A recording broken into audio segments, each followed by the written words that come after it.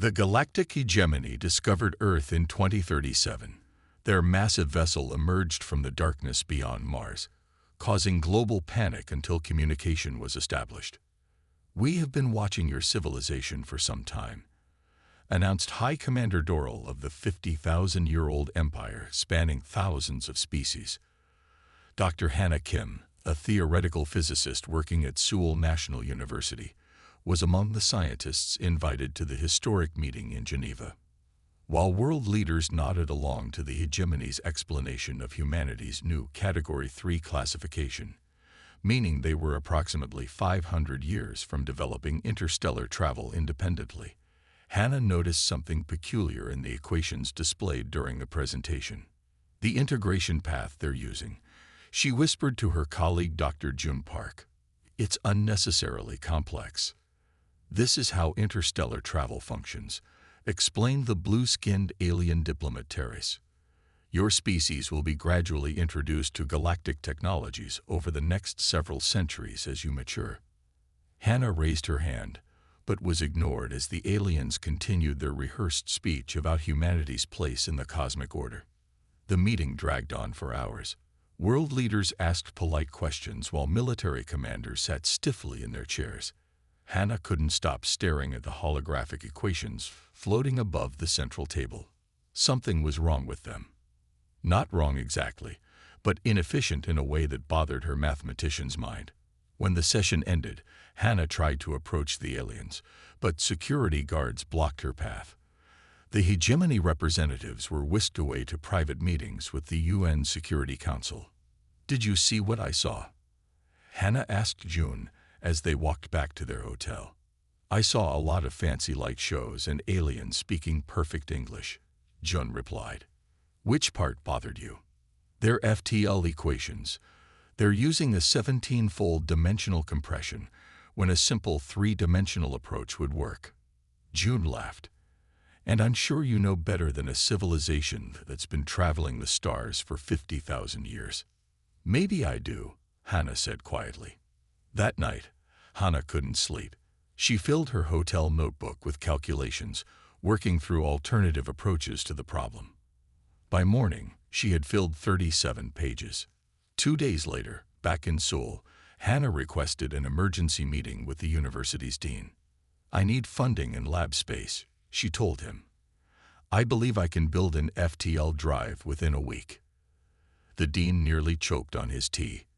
"Dr. Kim, the aliens said we're 5 centuries away from such technology."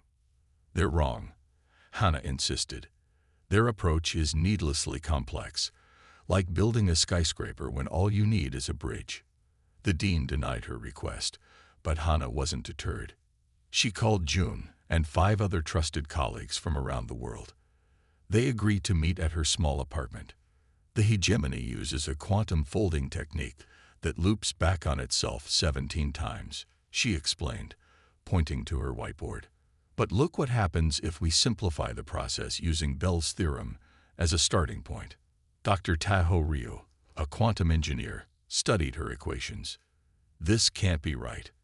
They would have discovered this approach, unless they never looked for it," said Dr. Yin Jivak, a theoretical physicist. "Sometimes the first solution becomes the only solution, especially if it works." For 4 days, they worked without stopping. They ordered takeout and slept on Hannah's floor. The equations slowly transformed into design schematics. On the 5th day, they moved their operation to June's private workshop outside the city. With parts bought from electronics stores and some borrowed from the university lab, they'd built a prototype the size of a microwave. "If this works," said Hannah, her hands shaking from exhaustion and too much coffee, "everything changes." She activated the device. At first, nothing happened. Then, a small bubble of distorted space appeared above it. The air shimmered like heat waves rising from hot pavement. "It's working," shouted Tahoe. "We've created a micro-warp bubble." They scaled up the prototype over the next 2 days. By now, word had leaked to certain government officials. South Korea's Minister of Science arrived at the workshop with military escorts. "Is it true?" he asked, looking at the device now the size of a small car. Have you created faster-than-light technology? We have, Hannah said proudly.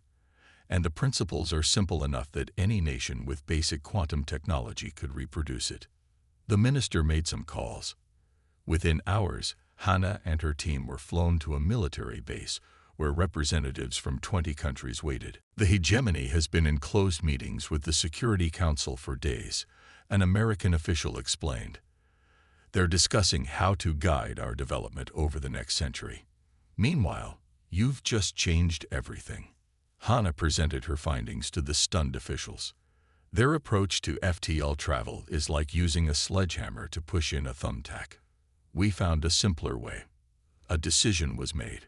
Resources from around the world poured in. Within 3 days, a small spacecraft was fitted with Hannah's drive. Captain Dong Wook Na, a veteran test pilot, volunteered to pilot the craft. If this works, I'll be the first human to travel faster than light. The launch was kept secret from the hegemony representatives, still meeting with world leaders. The small craft took off from a remote airfield and reached orbit within minutes. Initiating FTL sequence, Dong Wook reported. He activated Hannah's drive. For a moment, nothing happened. Then, the stars around his vessel blurred. When they came back into focus, the Earth was gone. In its place was Mars, shining red against the black of space. It worked, he whispered, then shouted into his radio. It worked. I'm at Mars. The trip took 3 seconds. On Earth, Hannah and her team cheered. The government officials looked at each other in shock. 1 week after first contact, humanity had unlocked the stars. The hegemony vessel detected the FTL jump immediately.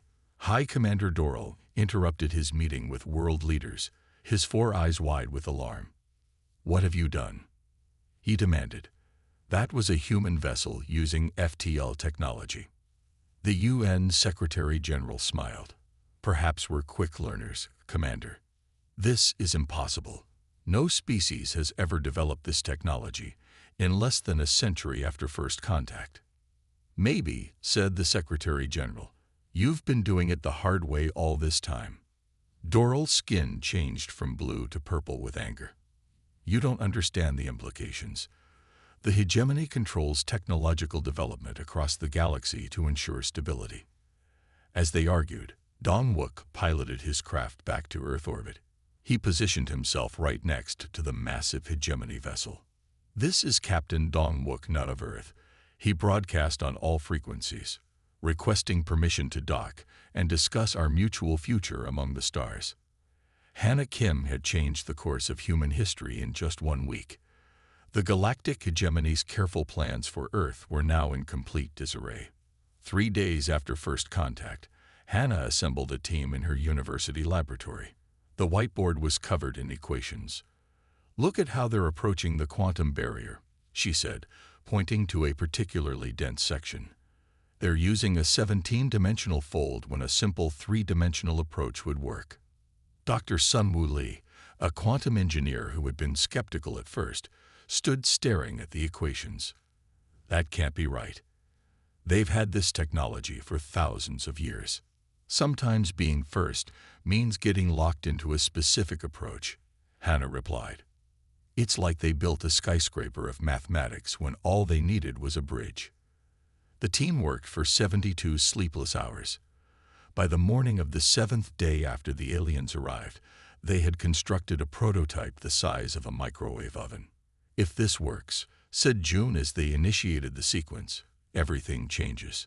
The device hummed, creating a small but stable warp bubble in the fabric of space-time. The small laboratory at Seoul National University was not meant to hold 8 people, but Hannah had insisted they needed every expert they could find. The air smelled of instant noodles and old coffee. Empty energy drink cans lined the trash bins. I still don't understand how you saw this, said Dr. Sun-Woo Lee, rubbing his tired eyes. He had arrived skeptical, but stayed because Hannah's math checked out. The aliens showed us these equations for barely 30 seconds. I have a good memory, Hannah said with a small smile. She tapped her temple. and I'm good with patterns. Their approach is elegant but over-engineered. Professor Minjin Kang, their department head, entered the lab carrying more coffee. At 72, he was the oldest member of the team, but worked with the energy of someone half his age. "The university president is asking questions," he said quietly, "and I received a call from the Ministry of Science. Word is spreading about what we're doing here." "Tell them we're analyzing the alien physics models," Hannah replied, not looking up from her calculations. "It's not a lie." The team had been working nonstop since Hannah returned from Geneva. What started as a crazy theory had quickly turned into something more. The math worked. The simulations confirmed it. Now they were building actual hardware. Joan Park connected delicate wires to the quantum field generator they had modified from existing lab equipment. In theory, this should create a micro-warp field, not enough to move anything, but enough to prove the concept. Sun Wu checked his own calculations again. "I still don't believe this will work. The hegemony has been traveling between stars for 50,000 years. How could they miss such a simple approach?" "Think about it," said Hannah, writing another equation on the board. "When they first discovered FTL travel, they used the tools and mathematics they had. Their whole civilization built upon that foundation. No one ever went back to question the basics. Like how humans thought the Earth was flat for thousands of years," added Haijin Yun, a theoretical physicist who had flown in from America when she heard what Hannah was attempting. Once a framework is established, it becomes difficult to think outside it. "But still," Sun Wu protested, "we're talking about thousands of advanced species, who all learned from each other," Hannah countered. "They inherited the same mathematical framework. We're approaching this with fresh eyes." Their device looked strange, a mix of quantum computing parts, electromagnetic coils, and some custom-built components that June had fabricated in the engineering department's workshop. It wasn't pretty, but according to Hannah's calculations, it should create a small warp bubble by taking the simpler path through quantum space. The hegemony creates 17 quantum folds to push through the barrier, Hannah explained, drawing on the whiteboard. "But look what happens if we approach it directly, using Bell's entanglement as a foundation." Even after days of working together, the team still struggled to fully grasp what Hannah had discovered. It wasn't that her approach was complicated, quite the opposite. It was so simple that it seemed impossible the aliens had missed it. "I've triple-checked the power systems," said Yoonji Choi, their electrical engineer. "We should be ready for a test." Professor Minjin looked nervous. "Should we inform the authorities before we try this?" "If it works. If we tell them, they'll shut us down," Jones said firmly. "You saw how the aliens are controlling all information flow. They're meeting with world leaders right now, planning how to spoon-feed us technology over centuries." Hannah nodded. "We test it first. If it works, then we show the world." The team gathered around the device. It hummed softly as Yoonji initiated the power sequence. The laboratory lights dimmed slightly. "Quantum field is stable," reported Sun Wu, checking the monitors. "Beginning phase 1. June's fingers flew over the keyboard, entering commands, initiating Bell entanglement across dimensional markers. The room grew quiet except for the increasing hum of the machine. A small ball of distorted space appeared above the device, like a heat mirage floating in the air. "It's working," whispered Haijin. "The warp bubble is forming." The bubble grew to the size of a tennis ball, the air inside appearing to ripple like water. Light bent around its edges in impossible ways. "Phase 2, said Hannah, her voice steady despite her racing heart. "Let's see if we can stabilize it." June adjusted the settings. The bubble pulsed once, twice, then settled into a stable spherical shape. "Incredible," breathed Professor Minjin. "You've done it." Sun Wu stared at the readings on his screen. "These measurements, they confirm everything Hannah predicted. We've created a stable warp field using only 3-dimensional quantum folding instead of 17. Hannah approached the bubble carefully. She picked up a pen from her desk and gently pushed it toward the field. The pen slowed as it entered the bubble, seeming to move through thick syrup before emerging on the other side faster than it went in. Time-space compression confirmed, she said, her voice barely a whisper. This is real FTL physics. The implications hit everyone at once. Humanity wouldn't need to wait centuries for the aliens to teach them interstellar travel. They had just unlocked it themselves, barely a week after learning aliens existed. We need to scale this up, said June excitedly. If we can create a larger field, we could build a working FTL drive, finished Yunji. A human-made faster-than-light engine. Sunwoo, who had been the biggest skeptic, sat down heavily in his chair. The hegemony won't like this. They clearly want to control our development. Too bad, said Hana with a determined smile. The universe just got a lot smaller, and humanity has a seat at the table now. As if responding to her words, the warp bubble pulsed brighter. In that small university laboratory, surrounded by empty coffee cups and hastily scribbled equations, humanity had just changed its destiny. The stars were no longer beyond reach. Professor Minjin took out his phone. I'm calling the president. High Commander Doral was in the middle of explaining the century-long observation period to the United Nations when an aide rushed to his side. The alien's 4 eyes widened in alarm. Impossible, he hissed. On the main view screen appeared a small Earth spacecraft, clearly utilizing FTL technology, hovering near the hegemony's mothership. This is Captain Minho Kang of the Earth Science Vessel Pioneer, came the transmission. Requesting permission to dock and discuss our mutual future among the stars. The hegemony delegation immediately demanded an emergency session with Earth's leaders. You don't understand what you've done, Terrace said, his usual diplomatic tone replaced with genuine fear. This technology requires centuries of cultural development to use responsibly. President Garcia smiled. Or perhaps you've been doing it the hard way all this time. The hegemony issued an ultimatum. Surrender the FTL technology or face quarantine. Earth's response came swiftly. 50 newly equipped vessels launched simultaneously to different sectors of the galaxy, each carrying Hana's simplified drive designs. The United Nations General Assembly Hall had never been so tense. The blue-skinned aliens shifted uncomfortably in their specially designed chairs. High Commander Doral's presentation on the proper path of development for humanity had been going for almost an hour when everything changed. A young hegemony aide with spotted skin rushed into the hall, whispering urgently into Doral's earflap. The commander's 4 eyes blinked rapidly, a sign of extreme stress in his species. There appears to be some mistake, Doral said, his voice strained. Our sensors detect a human vessel near our mothership using what appears to be faster-than-light technology. The room erupted with whispers. On the massive view screen behind Doral, a small silver spacecraft appeared. It was clearly of Earth design, boxy and practical, with PIONEER painted on its side in bold letters. This is Captain Minho Kang of the Earth Science Vessel Pioneer, came the transmission.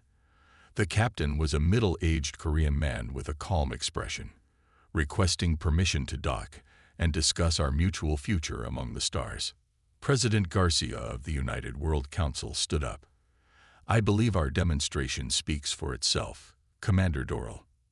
The commander's skin darkened to a deep navy, anger, perhaps, or fear. This session is suspended. We require an immediate private meeting with Earth's leadership. 30 minutes later, in a sealed conference room, the hegemony diplomats faced Earth's leaders across a long table. The aliens had abandoned their earlier friendliness. You have no idea what you've done, Terrace, the chief diplomat, said. His hands trembled. This technology requires centuries of cultural development to use responsibly.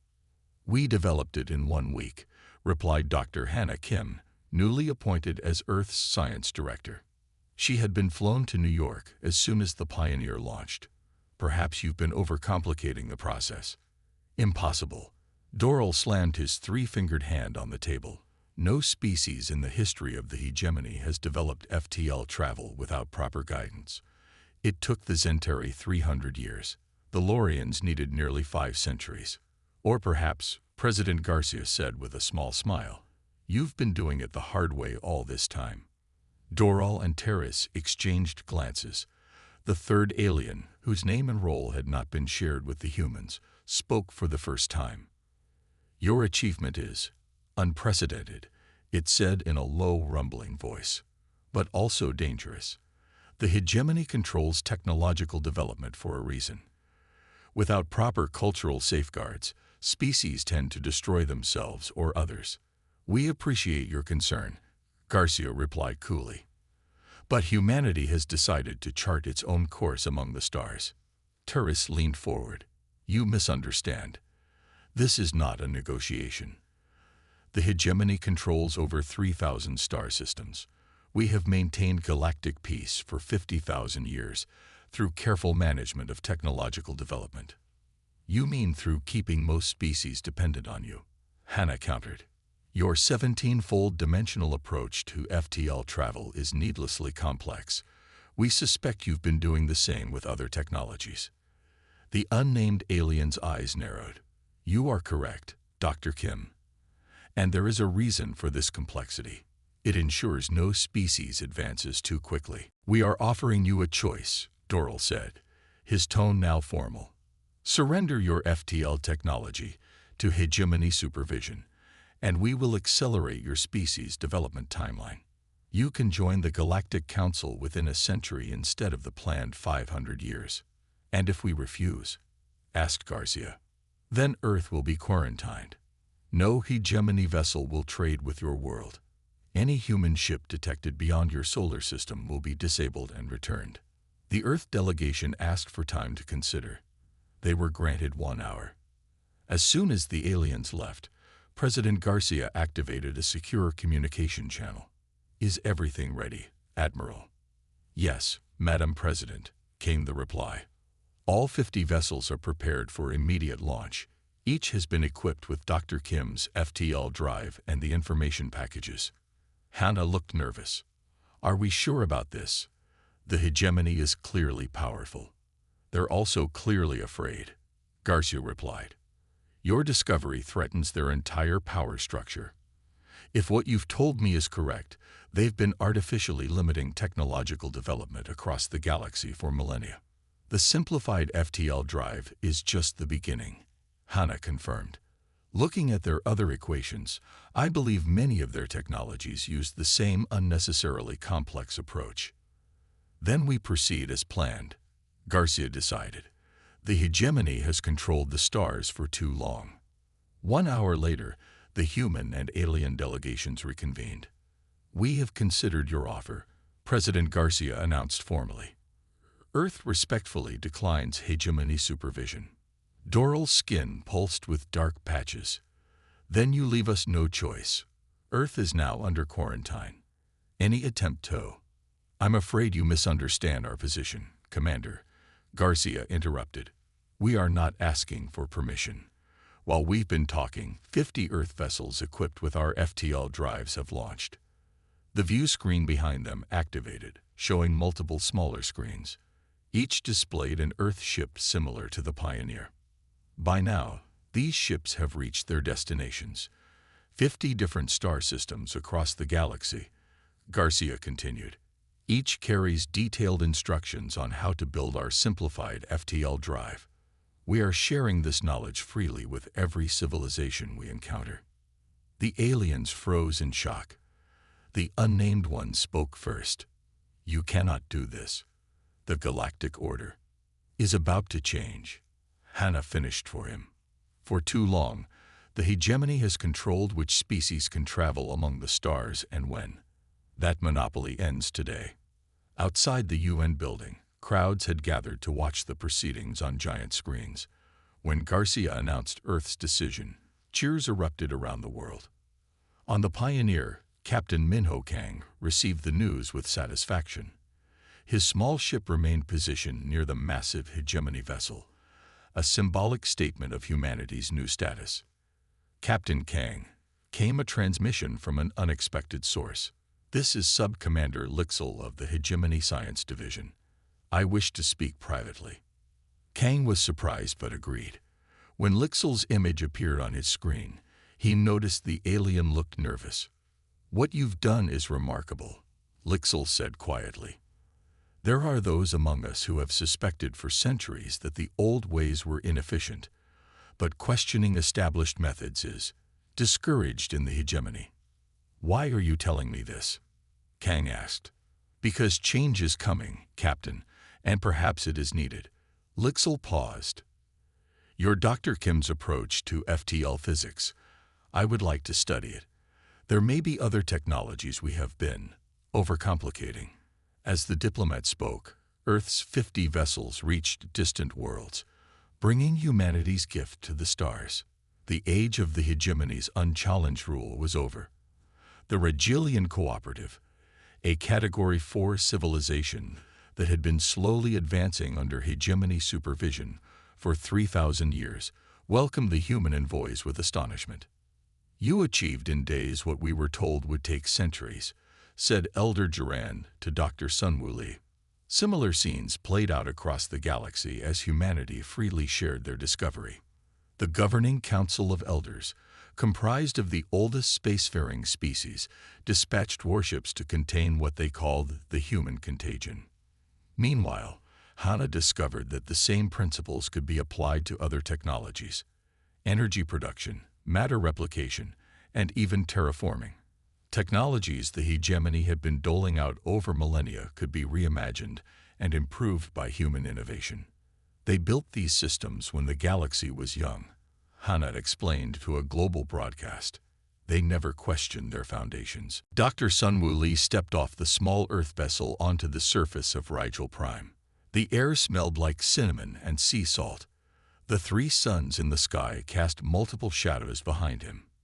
Despite being nervous, he smiled at the welcoming committee of tall, slender beings with silvery skin. "Welcome to our world, human," said Elder Duran, bowing deeply. The translator device at Sunwoo's collar converted the musical language perfectly. "We never expected to meet your kind for at least another century." "Things have changed quickly," Sunwoo replied, returning the bow. He carried a small metal case in his hands. "We bring a gift from Earth."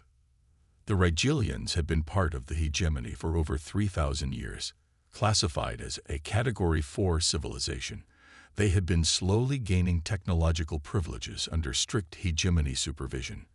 They had limited FTL capabilities, enough to travel within their own system, but not beyond without special permission. Inside a grand meeting hall built from crystal and living wood, Sunwoo opened his case. It contained digital storage devices and a small working model of Hana's FTL drive. "This contains complete instructions for building our simplified drive," he explained to the circle of Rigelian scientists and leaders. "With your existing technology base, you could construct a full-sized version within weeks." The Rigelians stared in disbelief. Elder Duran's hands trembled as she examined the model. "The hegemony told us FTL technology required 17 quantum folds," she said. "Our scientists have been working for centuries to master even the first 5 levels." "They overcomplicated it," Sunwoo explained, showing them the simplified equations. "Our approach uses just 3 dimensions of quantum space." A young Rigelian scientist studied the equations and gasped. "This can't be. It's so simple. How did we miss this?" "Because the hegemony never showed you the foundations," Sunwoo replied. "They only gave you the complex version they use." Across the galaxy, 49 other scenes like this played out as Earth's envoys reached different civilizations. Some were more advanced than humans in many ways, but still bound by the hegemony's technological restrictions. Others were younger species, still centuries away from true interstellar capabilities according to the hegemony's timeline. All received Earth's gift with the same mix of shock, gratitude, and anger at the deception they had endured. On a massive space station orbiting a binary star system, the hegemony's Council of Elders gathered in emergency session. The 12 oldest spacefaring species were represented, their forms varying wildly, from the crystalline thorax to the gaseous cloud beings of Menthar. The humans have infected 17 systems already, reported High Commander Doral. His skin had turned pale blue with stress. More reports come in hourly.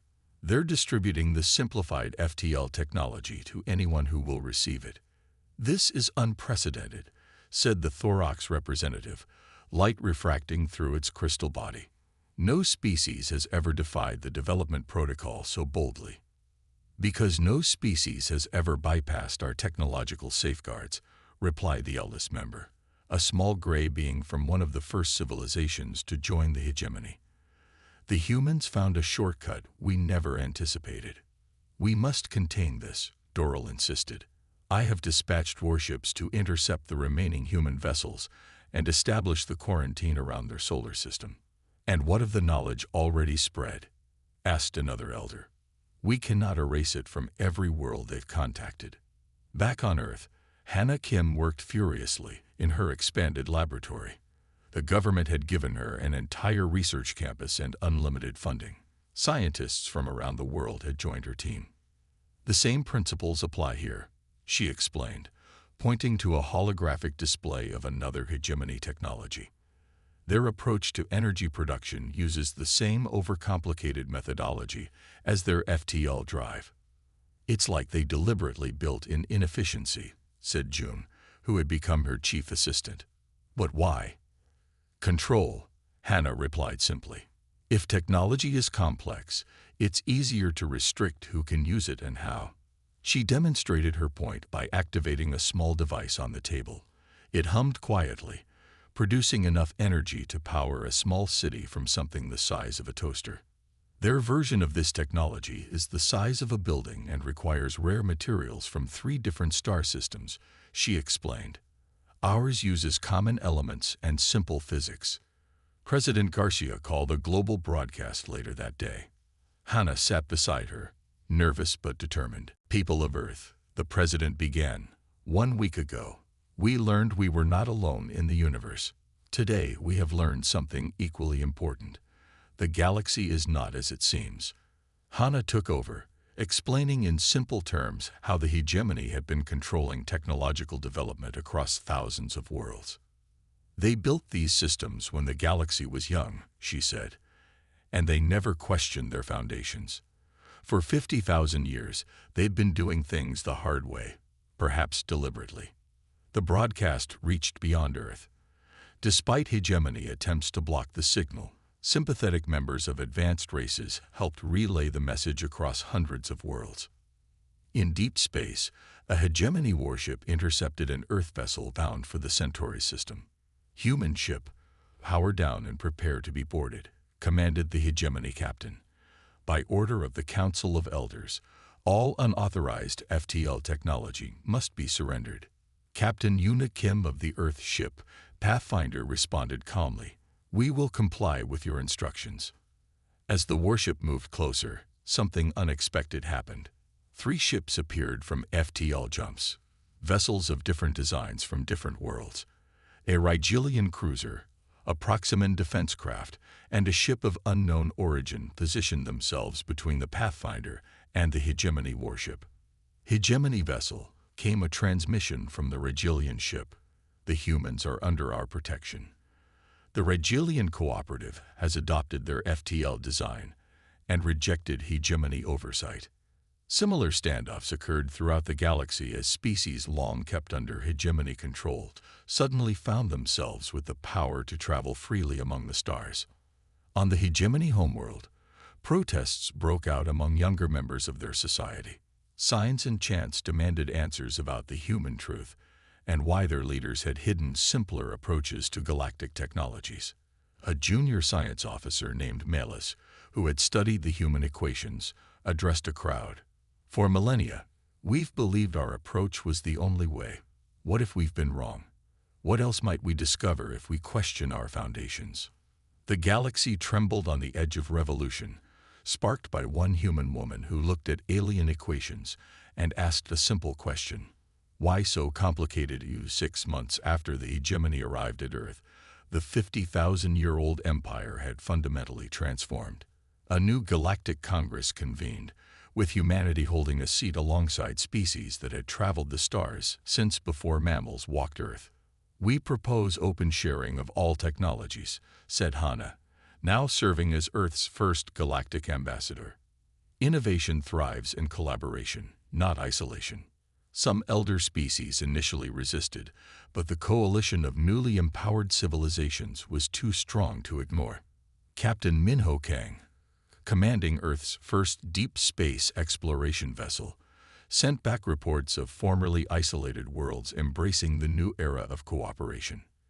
"We found strength not in hoarding knowledge," he transmitted from the edge of the galaxy, "but in seeing what others missed, simplicity where they saw only complexity." The stars opened to a new age where species advanced together rather than along the carefully controlled timelines of the past. And it all began because a human physicist looked at alien mathematics and simply asked, why not try an easier way? The new Galactic Congress building floated in neutral space, a massive structure built in just 3 months using technologies that multiple species had simplified and improved. Its grand hall held representatives from over 200 worlds, some that had been part of the hegemony for millennia, others newly contacted by humanity's exploration ships. Hannah Kim straightened her formal diplomatic uniform as she entered the hall. At 35, she had never imagined she would represent her entire planet to the galaxy. 6 months ago, she had been an unknown physicist. Now her name was spoken on worlds light years from Earth. Ambassador Kim greeted the Regilian representative, Elder Duran. "Your people have changed everything." "We merely asked questions," Hannah replied modestly. The galaxy was ready for change. The central platform rose, carrying the elected speakers. The hegemony still had representation, but they no longer controlled the proceedings. High Commander Doral sat stiffly, his once commanding presence diminished. "This Congress is called to order," announced the chair being, a representative from the Proxima system. "Today we vote on the Technology Sharing Accord." Hannah stepped forward when called. The translation devices ensured every species could understand her words. For 50,000 years, the galaxy advanced along careful paths controlled by few, she began. Knowledge was treated as something to be carefully measured out over centuries. Earth proposes a different approach. She activated a holographic display showing the simplified FTL drive that had started everything. "We propose open sharing of all technologies," she continued. "Innovation thrives in collaboration, not isolation. In just 6 months, we have seen what happens when species work together rather than in competition." The evidence was compelling. Already, collaborative efforts between humans, Regilians, and a dozen other species had produced advances that the hegemony had claimed would take millennia to develop. Energy production was now clean and abundant. Food replication systems ended hunger on 17 worlds. Medical technologies extended lifespans and cured diseases thought incurable. The old system served its purpose in maintaining stability, Hannah acknowledged, nodding respectfully to the hegemony representatives. But stability without progress becomes stagnation. When the vote came, it was overwhelming. The Technology Sharing Accord passed with only the oldest hegemony worlds opposing. The 50,000-year-old empire had not fallen, it had transformed. After the session, Doral approached Hannah in a quiet corridor. "You have changed the course of galactic history," he said, his voice lacking its former arrogance. "I was among those who believed your species needed centuries of guidance before joining us among the stars." "And now?" Hannah asked. "Now I wonder what else we have overlooked in our certainty." His 4 eyes blinked slowly. "There are factions within the hegemony who still resist, who fear what unrestricted technology sharing might bring. But others, particularly our younger generations, see the wisdom in your approach. Across the galaxy, humanity's influence spread not through conquest, but through ideas. Earth vessels explored regions long restricted by hegemony decree. Captain Minho Kang commanded the largest of these ships, the Explorer, with a crew drawn from multiple species. Captain's log, Galactic date 2037-8. Kang recorded as the explorer orbited a previously isolated world in the Sagittarius Arm. "We have made contact with the Varian civilization. They were classified as Category 2 by the hegemony and told they were centuries from achieving spaceflight. The Varians, a species of winged humanoids with iridescent skin, had welcomed the explorer with joy and disbelief. For generations, they had gazed at the stars, building powerful telescopes that showed them the galaxy was full of life. Yet the hegemony had visited only once, telling them they were not ready to join galactic society. Within 2 days of sharing our simplified technologies, they adapted their existing aircraft into space-capable vessels." Kang continued in his log. "Their innovation, once released from artificial constraints, is remarkable." He added a personal note.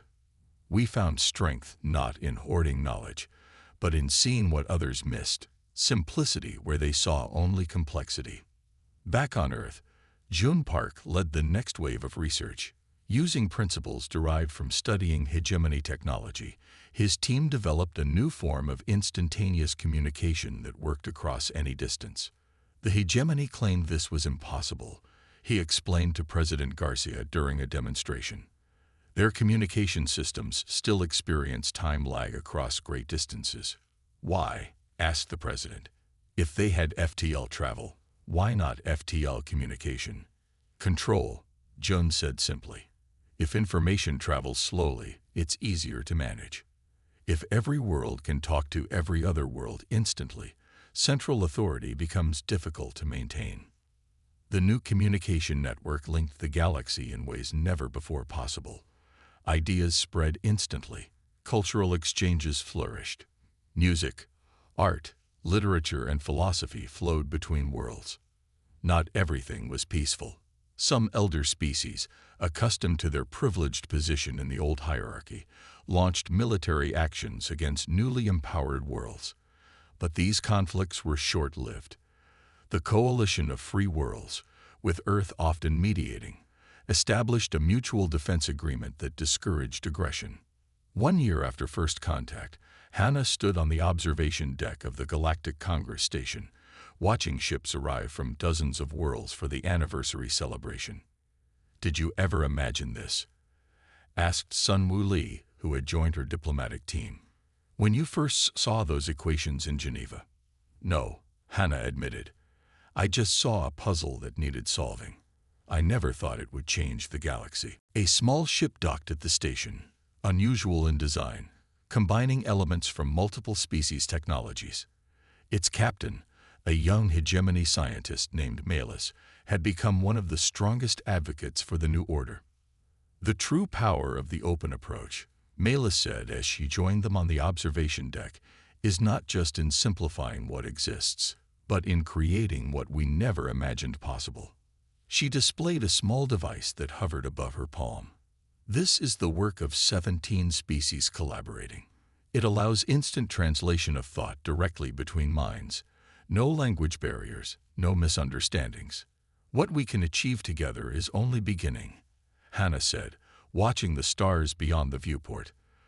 The galaxy had been transformed not by war or conquest, but by a simple question asked by a human physicist who looked at alien mathematics and wondered, why not try an easier way? The end.